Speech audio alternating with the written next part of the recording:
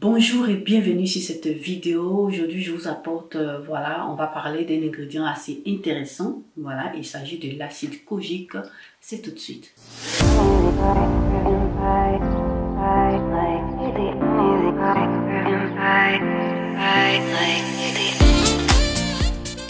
Donc, comme tu l'as vu dans le titre et dans la miniature, l'acide kojique n'est plus à présenter. Voilà, c'est un ingrédient populaire qu'on trouve un peu partout dans les cosmétiques qui va venir aider pratiquement à stopper tout ce qui est taches d'hyperpigmentation, à traiter toutes ces taches-là. C'est un très bon anti-tache et puis il est réputé pour éclaircir la peau. Voilà, dans cette vidéo, je vais t'apporter les avantages et les inconvénients de l'utilisation de l'acide kojique. Voilà, donc je t'invite à rester jusqu'à la fin pour que tu puisses avoir pratiquement tout le cadre complet pour comprendre comment est-ce qu'il faut l'utiliser et puis tu vas voir que ça va beaucoup t'aider. Donc on part tout de suite avec les avantages. Donc, qu'est-ce que l'acide kojique va faire sur ta peau? L'acide kojique va venir pratiquement éclaircir les parties sombres de ta peau. Si tu as des parties des taches, des hyperpigmentations et autres, en tout cas, ça va aider à pratiquement uniformiser ton teint. Voilà, c'est un peu ça que ça va faire comme premier avantage. Et comme deuxième point, pour pouvoir éclaircir ta peau, qu'est-ce que ça va faire? Il y aura ce mécanisme-là de pouvoir pratiquement inhiber la production de mélanine. Donc, qu'est-ce que c'est que la mélanine? La mélanine, c'est tout pratiquement cet élément-là que nous avons dans la peau, voilà, qui donne la couleur de la peau. Donc, ce qu'il va faire, il va aller un peu bloquer la production de cette mélanine-là, ce qui va t'apporter voilà, de l'éclat sur ta peau sera un peu plus claire et voilà, c'est de là que part, c'est la base pratiquement de l'éclaircissement. Voilà, c'est une façon de bloquer la production de ta mélanine et puis voilà, traiter aussi ta peau et tu te retrouves avec une peau claire. Tu te retrouves aussi avec moins de problèmes de taches et autres parce que c'est tout un ensemble. Voilà, comme troisième point, comme on disait auparavant, que c'est un bon éclaircissant, mais c'est aussi un très bon antioxydant. Donc, ce qu'il va faire, voilà, cet élément-là, l'acide kojique, va venir aussi t'aider pratiquement à lutter contre les effets des radicaux libres sur ta peau. C'est un très bon anti-age parce que les radicaux libres vont venir pratiquement t'apporter un vieillissement prématuré de ta peau. C'est quoi le vieillissement prématuré de la peau? Tu vas te retrouver pratiquement avec des rides, des ridules. Tu vas voir que ta peau s'est affaissée, ta peau n'est plus ferme, voilà, elle est relâchée. Donc, tous ces éléments-là, c'est qu'il va venir t'aider à estomper ça. Assez intéressant. Donc, c'est pas aussi à négliger parce que ça va t'aider aussi à rajeunir en quelque sorte ta peau. Donc, nous allons passer maintenant aux inconvénients. Et bien oui, l'acide kojique a quand même pas mal d'inconvénients si tu ne l'utilises pas bien. Donc, comme premier point, comme premier inconvénient, ça va venir sensibiliser ta peau. Voilà, parce que si tu utilises l'acide kojique à des doses élevées, ça peut te créer aussi d'autres problèmes de peau.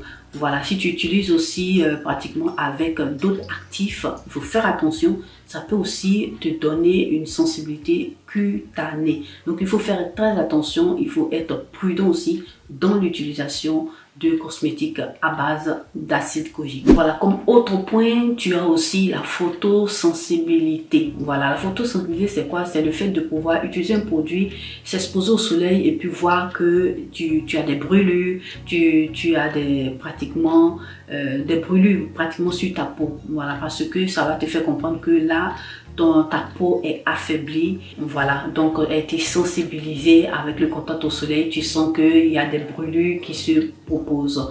Il faut faire attention, ce que moi je peux te proposer là, c'est de pouvoir utiliser des crèmes solaires qui vont venir créer une barrière et donner le temps à la peau de pouvoir respirer parce que les rayons UV sont vraiment durs en tout ce qui concerne le contact avec la peau, surtout si tu utilises ces actifs là, voilà, ça peut t'apporter ce que je viens de te dire là. Donc il faut faire aussi attention, il faut toujours avoir ta crème solaire. Donc comme autre inconvénient que ça peut t'apporter, voilà, c'est cet acide là, c'est que ça peut t'apporter des rougeurs, ça peut t'apporter aussi des éruptions cutanées, la sensibilisation aussi de ta peau. Donc il faut savoir l'utiliser, voilà, il faut regarder sur les dosages que tu as dans tes produits cosmétiques. Voilà.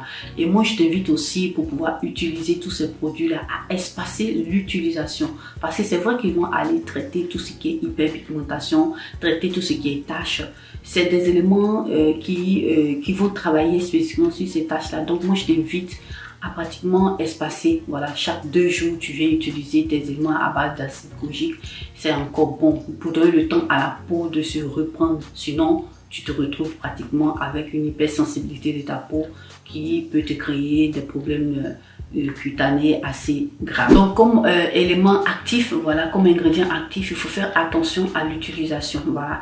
Sur l'Europe et dans d'autres continents, c'est réglementé. Il y a des institutions qui suivent la réglementation par rapport au dosage. En ce qui concerne l'acide kojique, ça part de 1% à 4% au maximum. Donc, je t'invite à lire tes produits, voilà, les ingrédients que tu as sur tes produits pour voir s'ils se trouvent dans ce range-là de pourcentage. Il faut faire attention, c'est pas parce que les marques te disent que voilà, il y a de l'acide kojique et autres que tu vas l'utiliser aveuglément. Il faut regarder pour que tu puisses voir exactement s'ils sont dans les normes et puis voilà, tu n'auras pas de soucis avec ta peau. Donc, où est-ce que tu peux trouver, voilà, dans quel cosmétique tu peux trouver l'acide kojique? Dans beaucoup de cosmétiques, voilà, tu l'en trouves dans des savons liquides, dans des savons solides.